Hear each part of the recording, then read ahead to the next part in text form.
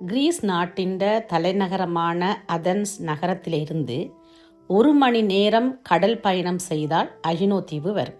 அந்த தீவுக்கு போனதிலிருந்து அங்கு இப்படியான ஒரு மரத்தோட்டம் நிறைய இருந்தது. இது என்ன தோட்டமாக இருக்கும் என்று எனக்கு ஒரு சந்தேகம். ஆனால் அந்த நாட்டு மக்கள்கிட்ட கேட்க முடியாத ஒரு பிரச்சனையில் இருந்தோம். காரணம், அவர்கள் அதிகமாக கிரேக் மொழியை பேசுபவர்களாகத்தான் இருந்தார்கள்.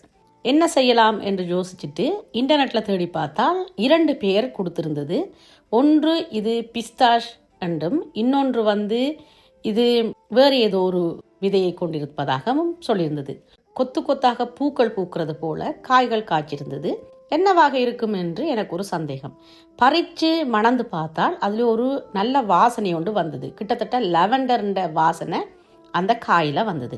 உள்ளுக்கு விதை கொஞ்சம் கடினமாக இருந்தது. கிட்டத்தட்ட தேக்கங்காய் அல்லது